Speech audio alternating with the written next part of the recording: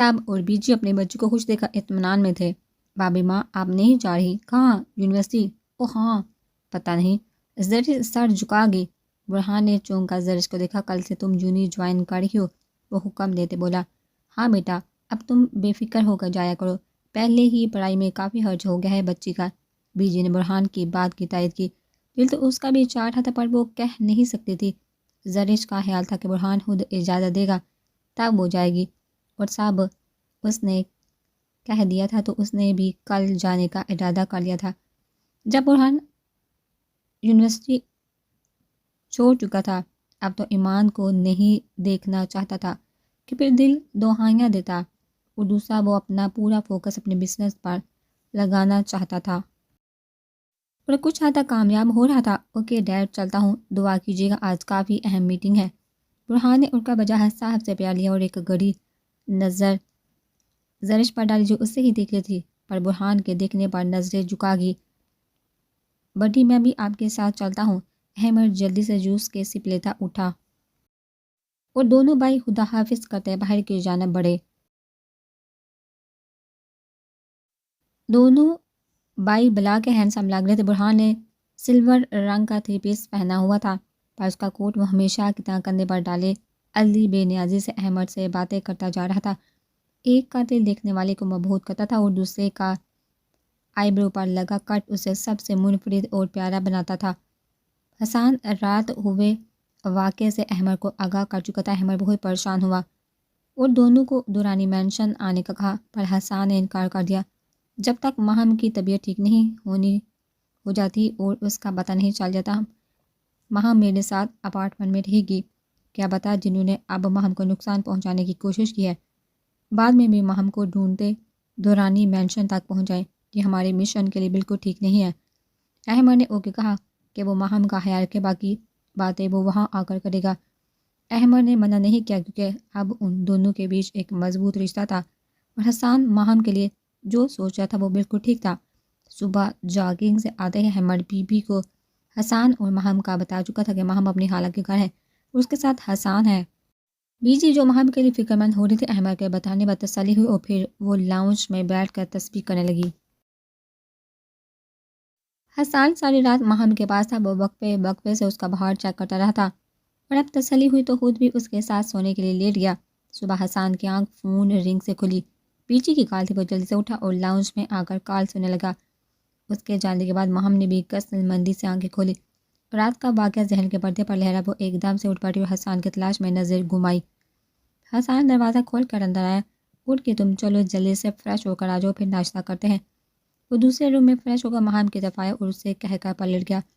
کچھ دیر بعد ماہم نکری سی نم بالوں کو کھلا چھوڑے نیچے آئی۔ حسان اسی کا انتظار کر رہا تھا جب نظر اس پر گئی۔ آنکھوں پر سوجن تھی، ہاتھ پر ویسے ہی زخم تھا، چہرے پر انگلی کے نشان واضح تھے۔ حسان نے لب بھیجے، وہ چھوٹے چھوٹے قدم لیتے اس کے پاس آئی اور حسان سے کچھ فاصلے پر ٹک گئی۔ حسان، احمد اور سب پریشان ہو رہے ہوں گے، فکر مت کرو، میں نے بتا دیا ہے کہ تم خالہ کے گھر ہو اور میں تمہارے ساتھ ہوں۔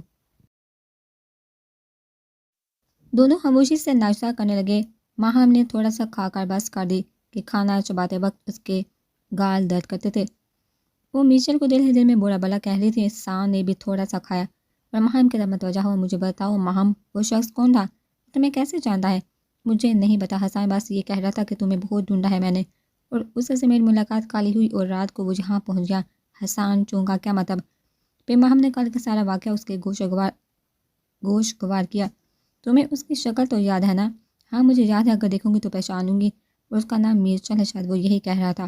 حسان نے جلدی سے منہ نکالا اور اس میں سے کوئی تصویر تلاش کرنے لگا جو کل ہی ان کے بھائی نے احمد اور حسان کو سینڈ کی تھی کہ یہ انجلینا کا خاص آدمی ہے، یہ دیکھو ماہم، اور بتاؤ کیا یہی ہے وہ شخص؟ یہ ماہم غور سے تصویر دیکھنے لگی۔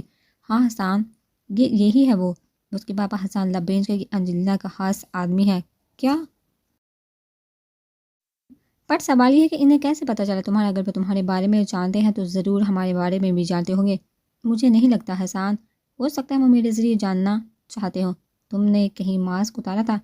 حسان کے ذہن میں جھماکا سا ہوا اور ماہم سے پوچھا، نہیں مجھے نہیں یاد، پر جب ہم اس مشن میں گئے تھے تب میں نے ہوڈی نہیں پہنی ہوئی تھی۔ اس کا مطلب ماہم وہ حسان نے گھورا اور ماہم سر جھکا گئی۔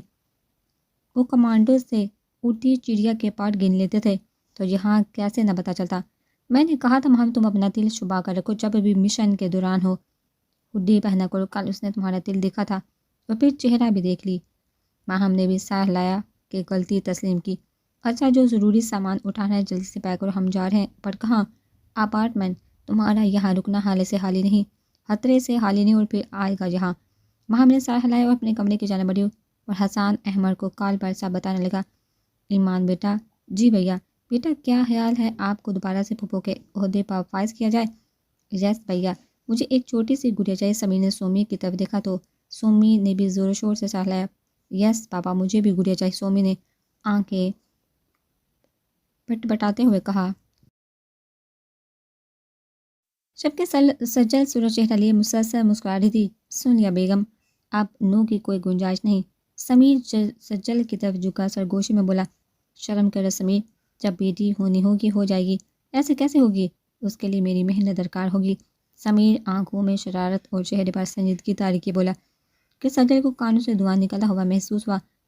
اصل میں سمیر اپنی بڑاس نکال رہا تھا کہ کل رات سومی نے دونوں کی جان نہ چھوڑی، اور جب سمیر نے اسے اٹھانا چاہا، سجل نے آنکھیں دکھائی کہ آج وہ اپنی بیٹی کے ساتھ سوئے گی۔ اس لیے سمیر بیچارہ ٹھنڈی آورتا سومی کو ہٹا کر درمیان میں لیٹا اور ایک بازو پر سومی کا سر رکھا اور دوسرے پر سجل نے، اور وہ دونوں کو پیار کرتا آنکھیں موند گیا۔ اب صبح سے سجل کو تانگ کر رکھا تھا کہ اسے بیٹی چاہیے، وہ اسے دور نہ جائے۔ اس کی اتنی بے باکی پر سجل سے چہرے سے آنکھیں بڑی کر کے ڈرانے کی کوشش کرتی، پر سمیر کی اگلی بات اسے شرمانے پر مجبور کر دیتی۔ سمیر، سجل بیچاری گڑ کر رہ گئی، جبکہ سمیر کی بولتی نظریں اسے بہت کچھ باور کروا رہی تھی۔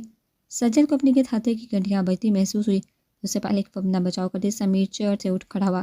بیٹا اب ناشتہ فنش کرو، جلدی سے، میں تیار ہو کر آتا ہوں۔ سمیر ان کو کہتا اپنے تیار ہونے کے غرض سے کمرے میں چلا گیا کہ اس نے سومی کو اسکول اور ایمان زائرہ کو یونیورسٹی ڈراپ کرنا تھا۔ سجل روم میں آؤ۔ ساتھ ہی سجل کو حکم دیتا اپنے کمرے کی جانب بڑھا۔ سمیر نے جان بوجھ کر یونیفارم نہیں پہنا تھا کہ رات کا بدلہ بھی تو لینا تھا۔ بابی جائیے نا، بائک کی ہیلپ کرے، ہمیشہ ہمیں لیٹ ہو رہا ہے نا سومی، ایمان نے مسکراہٹ دبائی۔ سومی تیزی سے منہ چلاتا سر ہلا گیا، وہ ایمان کو اتنا کیوٹ لگا کہ چٹا چٹ اس کا منہ چوم لیا۔ جبکہ سجل اچھے سے جانتے تھے سمیر اب اس کے ہوش ٹھکانے لگائے گا، پھر بھی رات کے لیے وارن کر کے جائے گا۔ وہ دگ دگ کرتے دل کو سنبھالتی اٹھی اور انگلیاں چٹاتی کمرے میں داخل ہوئی۔ سامنے ہی سجل کی جان کا مالک سمیر اپنے توانا بازو اور چوڑے وسیع سینے کی نمائش کرتا، براؤن پینٹ پہنے شرٹ لیس سا ڈریسنگ ٹیبل سے پشت لگائے سگریٹ کے کش لیتا، کالی سحرانہ آنکھوں میں گہری سنجیدگی لیے سجل کو دیکھ رہا تھا، جو لال ٹماٹر چہرہ جھکائے دروازے کے پاس ٹکی کھڑی تھی کہ ابھی اس کے ایک اشارے پر بھاگ جائے گی۔ اور وہ پولیس والا تھا جس نے آج تک کوئی کیس نہ جانے دیا تھا، اپنی بیوی کو کیسے جانے دیتا؟ تو شاید بھاگنے کے پر توڑ رہی تھی۔ اپنی سوئی پر عمل کرتی وہ باہر نکلنے کو تھی کہ سمیر نے ایک ہی جس میں اس کی کلائی پکڑی۔ اب سین کچھ یوں تھا کہ سجل بیچاری آدھی کمر میں باہر تھی، جبکہ اس کی کلائی سمیر کے مضبوط ہاتھوں کے شکنجے میں مکی تھی۔ سمیر، سومی بلا رہا ہے۔ سجل نے اپنے تئی بہانہ گڑھا، پر سمیر نے اس کے بات پر کان ڈرے بغیر اس کی وہی کلائی پکڑ کر اپنی طرف کھینچا تھا کہ وہ لہراتی اس کے چٹان جیسے سینے سے ٹکرائی۔ اب بھی وہ سنبھل بھی نہ پائی تھی جب سمیر نے ایک بازو اس کی کمر میں ڈال کر اپنے سینے میں بھیجا اور دوسرے ہاتھ سے دروازہ باندھ کر کے اس کو بازو میں اٹھا لیا۔ سجل آنکھیں پھیلائے اسے دیکھ رہی تھی، جو اب منہ میں دبا سگریٹ فرش پر پھینک کر پیر اسے مسل رہا تھا۔ اس کے اگلے عمل کا سوچ کر سجل اپنے خشک لبوں پر زبان پھیر کر آپس میں پیوست کر گئی۔ سمیر نے بنا کچھ بولے اس کی سختی سے پیوست لبوں کو دیکھا، پھر سوالیہ آبروز کا جیسے طے چاہی ہو کہ اسے ایسے تم بچ جاؤ گی۔ جبکہ اس کی سوال کرتی آنکھوں میں دیکھا سجل نے اس کی گردن میں جلدی سے چہرہ چھپایا تھا۔ اس نے چھپنے کے لیے اس میں پناہ ڈھونڈ لی۔ سمیر نے اسے لے جا کر ڈریسنگ ٹیبل پر بٹھایا اور دائیں بائیں ہاتھ رکھ کر اس کے سرخ چہرے کو دیکھا۔ جان سمیر، گمبھیر آواز میں پکار کے سجل کو منادل کانوں میں دھڑکتا محسوس ہوا۔ سمیر نے اس کے تھوڑی کو پکڑ کر چہرہ اوپر کیا اور دیوانہ وار اس کے چہرے پر جھکا محبت کی مہر ثبت کرنے لگا، ساتھ ہی سرگوشیاں کرتے اسے معتبر کر دیا۔ تو میرے جینے کی تمنا ہو، تو مجھے دکھ بڑی زندگی سے خوشیوں بڑی زندگی میں لائی۔ میں جو مسکرانا بھول گیا تھا، خوشی کیا ہوتی ہے، رشتے کیا ہوتے ہیں، ان سے تم نے مجھے متعارف کروایا۔ شکریہ جان، میری زندگی میں آ کر یوں رنگ بھرنے کے لیے، اور اب تم میرے جنون کی انتہا دیکھو گی۔ سمیر اس کے گال کو دانتوں میں دبا کر اس کے لبوں پر جھکا تھا۔ سجل اس کے سینے پر ہاتھ رکھ کے اس کے لمس کو محسوس کر رہی تھی۔ وہ ہمیشہ اپنی سرگوشیوں سے سجل کو خود پر ناز کرنے پر مجبور کر دیتا تھا، اور سجل اس کے لمس سے پگھل کر اسے کی باہوں میں بکھر جاتی، جیسے سمیر خود میں سمیٹ کر اپنی متاع جان کو خود میں بیچ لیتا۔ دونوں ایک دوسرے میں کھوئے ہوئے تھے۔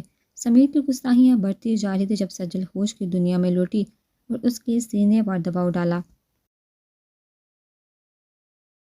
اب سانس نہیں آ رہی تھی۔ سمیر کو اس کی مداخلت پسند نہ آئی کہ اس کے عمل میں شدت آ گئی۔ جب سجل کی آنکھیں بند ہونے لگی تو سمیر نے اسے آزادی بخشی، اسے اپنے سینے سے لگائے پوچھ سے سلانے لگا۔ دونوں کی سانسیں پھولی ہوئی تھی۔ سمیر، آپ کو دیر ہو رہی ہے؟ سجل گہرے سانس بھرتی اسے وقت کا احساس دلانے لگی۔ جانتا ہوں جان، اس لیے تو چھوڑ دیا ہے، ورنہ میرا ارادہ کچھ اور تھا۔ اس کے سر پر تھوڑی ٹکائے بولا، جبکہ سجل نے اس کی بات پر اٹھنا چاہا۔ جب سمیر نے کوشش ناکام بنا دی اور اس کی آنکھوں میں دیکھا، کہا، میری تیاری کون کروائے گا؟ آپ خود ہو تیار، بچے نہیں ہیں؟ سجل اس کے دیوانہ پن پر اکثر جنجلا جاتی تھی۔ بچہ ہی تو ہوں میں، جب تک مجھے شرٹ نہیں پہناؤں گی میں جانے نہیں دوں گا۔ سجل نے گولا۔ سمیر نے مسکرا کر اس کے لبوں کو پھر سے چھوا۔ میں شرٹ لے کر آ رہا ہوں، خبردار جہاز سے ہلنا نہیں۔ وہ وارن کرتا وارڈروب سے شرٹ نکال کر لایا اور اسے دی۔ سجل نے کانپتے ہاتھوں سے شرٹ لی اور اسے پہنائی۔ جیسے تیسے کر کے وہ شرٹ پہنانے میں کامیاب ہوئی، جبکہ اس میں سمیر نے سوائے سجل کو دیکھنے کی کوئی مدد نہ کی، اور اس کی بے باک نظریں سجل کے کام میں خلل پیدا کر رہی تھی۔ بٹن کون بند کرے گا؟ سجل جو اب اس کو دیکھ رہی تھی کہ دیکھو پہنا دے شرٹ، اس پر نیا حکم جاری ہوا۔ سمیر، سجل بے بسی سے بولی، جانے سمیر۔ اسی انداز میں سمیر نے سرگوشی میں پکار کر لب دانتوں میں دبائے، وہ جانتا تھا کہ سجل اب اس کی بے باک نظروں سے گھبرا رہی ہے کہ کہیں ارادہ نہ بدل دے۔ خود کرے نہ تم کرو جان، دیکھو مجھے دیر ہو رہی ہے، سمیر نے جلدی سے کہا۔ سجل نے آنکھیں دکھا کر اس کی شرٹ کو دائیں بائیں پکڑ کر کھینچا کہ سمیر نے خود کو ڈھیلا چھوڑا اور اس کی اوپر گرا، ساتھ ہی لب اس کی گردن پر مس کیے۔ اس افادیت پر بوکھلا کر سجل کی چیخ نکلی اور سمیر کا قہقہ گونجا تھا۔ وہ جان بوجھ کر اس کی گردن کو نشانے میں لیے، اس کے معمولی سی شرٹ کو کھینچنے پر اپنا سارا وزن اس پر ڈالے۔ اس کی گردن کو لبوں سے چھو گیا۔ میری جان، تم نہ کوئی موقع ہاتھ سے جانے نہیں دیتی۔ مانتا ہوں کہ میں بہت زیادہ پیارا ہوں، تمہارا میرے بغیر ایک پل بھی دل نہیں لگتا، پر اب ایسے ہی حق کیے رکھو گی تو ڈیوٹی پر کون جائے گا جان؟ سمیر شرارت سے بولا۔ سجل نے گرنے سے بچنے کے لیے اس کی پشت پر ہاتھ باندھے تھے کہ اس کی شرارت پر منہ کھولے حیرانگی سے دیکھنے لگی۔ سمیر نے آنکھ ونگ کی اور اس کو کمر سے پکڑ کر نیچے کھڑا کیا اور شرٹ کی جانب اشارہ کیا۔ سجل نے اس کی آنکھوں میں دیکھا، بٹن بند کیا، اس کا رخ شیشے کی طرف کیا اور خود موقع پاتے ہی کمرے سے باہر بھاگی، جبکہ اس کی سپیڈ پر سمیر کھل کر مسکرایا تھا۔ تمہاری طبیعت کیسی ہے اب؟ انجلینا میچل کے پاس بیٹھی بولی، ٹھیک ہوں۔ گولی کیسے لگی میچل؟ تفصیل سے بتاؤ مجھے۔ بلیک مین شرٹ میں سر پر کیپ پہنے، گرے بالوں والی وہ انگریزی لب و لہجے کی حامل انجلینا ٹانگ پر ٹانگ چڑھائے پوری طرح سے میچل کی طرف متوجہ ہوئی۔ میچل نے کہا زدہ آواز میں سارا واقعہ انجلینا کے گوش گوار کیا۔ تو تم نے اس لڑکی کو نہیں دیکھا؟ نہیں، اس نے ماسک لیا ہوا تھا۔ اور وہ لڑکی؟ اسے تو میں دیکھ چکا ہوں۔ اب وہ گینگسٹر سے ہم سے جتنا ممکن ہو سکے گا چھپائیں گے، پر میں چھوڑوں گا نہیں اسے۔ باس کو پتہ چلا تو نہ جانے وہ کیا کرے گا۔ اتنی مشکل سے کوئی مہرہ ہاتھ آیا تھا۔ میں خود باس سے بات کروں گی، اس لڑکی کو ان کے قدموں میں پھینکوں گا۔ میچل شیطانی دماغ میں کچھ سوچ کر بولا، انو بیٹا اپنا خیال رکھنا، اور جب گھر جانے لگو اپنے بھیا کو میسج کرنا، اکیلے نہیں جانا، جب تک ڈرائیور نہ آئے اندر ہی رہنا۔ اوکے بیٹا۔ سمیر نے ایمان کو یونیورسٹی ڈراپ کیا اور اس کے سر پر لب رکھے اور چہرہ تھپتھپا کر روز والی ہدایت دیتا ہے سن گلاسز لگائے گاڑی کو تیز سپیڈ سے اڑا کر لے گیا۔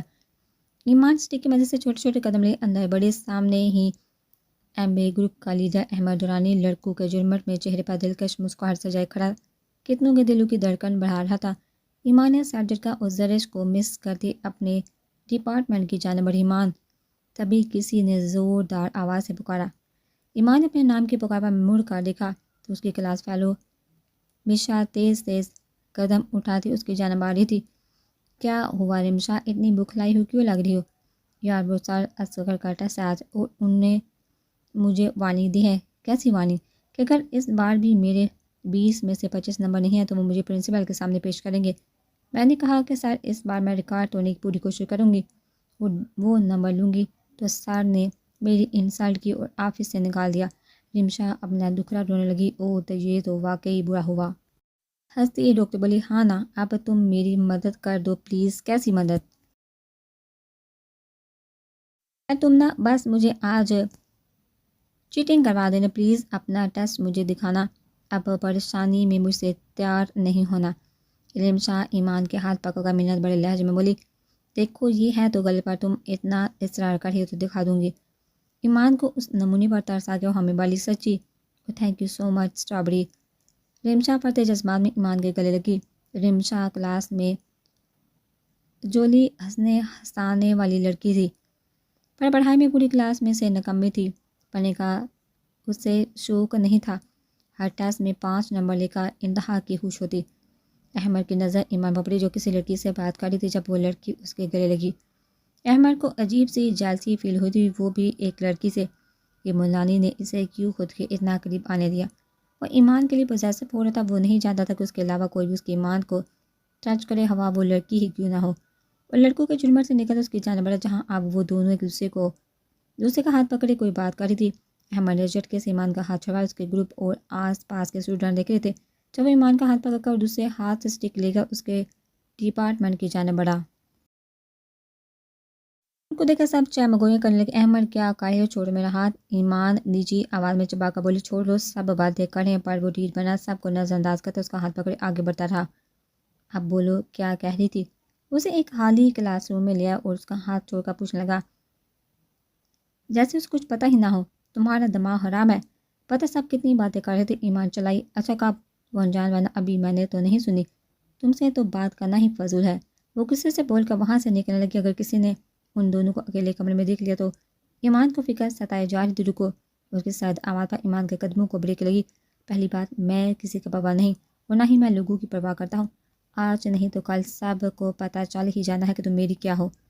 دوسری بات، میری کان کھول کر سن لو، آج کے بعد تم کسی بھی لڑکی کو اپنے قریب نہیں آنے دو گی۔ تمہاری فیملی اور بابی ماں کے علاوہ میں کسی کو تمہارے قریب نہ دیکھوں اور نہ ہی تم اپنی کلاس کی کسی بھی لڑکی سے گلے ملو گی۔ ٹرٹراتی آواز میں وارننگ دیتے لہجے میں بولا تھا، جبکہ ایمان اس کی بات پر حیران کھڑی تھی۔ یہ لڑکا اسے حیران کرنے کا کوئی موقع نہیں جانے دیتا تھا۔ وہ آگے بڑھے، اس کے ماتھے پر لب رکھ دیے۔ ایمان کرنٹ کھا کے پیچھے ہوئی۔ جاؤ، لیکچر کے بعد ادھر ادھر بھٹکنے بجائے کینٹین آ جانا، اب تم ہر لمحہ میرے ساتھ ہوگی۔ مولانی اس کو سنہری آنکھوں میں دیکھ بولا اور اس کی کمر میں ہاتھ ڈال کر پھر سے اپنے قریب کیا اور ناقاب کے اوپر سے اس کے لبوں کے اوپر اپنے تشنہ لب رکھ دیے۔ ایمان کی ہتھیلیاں پسینے سے بھیگی، اس کی بے باک حرکت پر وہ پورے پسینے میں نہا گئے اور دھڑکتے دل کے ساتھ اس کو دھکا دیتی وہ تیزی سے وہاں سے نکلی۔ اس کے جانے کے بعد وہ اپنی کلاس کے جانے بڑا مسلسل ایک گھنٹے کے 3 لیکچر لینے کے بعد وہ اپنی کلاس سے باہر نکلی اور گراؤنڈ میں کھڑی سوچ رہی تھی کہ جائے یا نہ جائے۔ جب بھی احمد کا میسج آیا، کہاں ہو مولانی، تم سے مطلب؟ ایمان کا جواب سن کر احمد کھول اٹھا، مطلب سارے مجھ سے ہی جڑے ہیں، جہاں بھی ہو فوراً میرے پاس آ جاؤ، میرا دماغ مت گھماؤ ورنہ نقصان تمہارے حصے میں آئے گا۔ احمد کینٹین سے باہر نکل کر میسج کرنے لگا۔ وہ ایک پل کے لیے بھی ایمان کو اکیلا نہیں چھوڑنا چاہتا تھا اور ایمان کو اپنے ساتھ آ کر سب کو بتانا چاہتا تھا کہ اب کوئی بھی اس کی طرف انگلی مت اٹھائے ورنہ اپنے سامنے احمد دورانی کو پائے گا۔ تمہارا دماغ پہلے کون سا دوست ہے، ہر وقت گھوما ہی رہتا ہے۔ ایمان نے چیرنے والا میسج کیا، تم سے تو میں نبٹ لیتا ہوں حجابن۔ احمد نے میسج کر کے فون کی اسکرین سے نظر اٹھائی تو اس سے کچھ دور ہی وہ کسی لڑکی کو ہاک کرتی نظر آئی۔ یہ دیکھا احمد کا پارا ہائی ہوا۔ اس نے لب بینچے میسج کی جگہ کال کی۔ ایمان اپنی کلاس فیلو سے بات کر رہی تھی جب فون رنگ ہوا۔ اس نے آنکھیں گھمائی اور گور کر اسکرین کو دیکھا، جبکہ اس کی حرکات اور سکنات اور منہ کے بگڑے زاویے کو امیجن کرتا دور کا لمبا چوڑا ورزشی جسامت والا احمد شعلہ جوالا بنا دیکھ کم اور گور زیادہ رہا تھا۔ کون؟ ایمان نے انجان بنتے استفسار کیا۔ انداز چاہنا تھا کہ زبان کو زیادہ حرکت دینے سے گریز کیا گیا۔ تمہیں میں صبح وارن کیا تھا کہ اب سے تم مجھے کسی لڑکی سے بھی گلے ملتی نظر نہ ہو، وہ نیچی آواز میں غرایا۔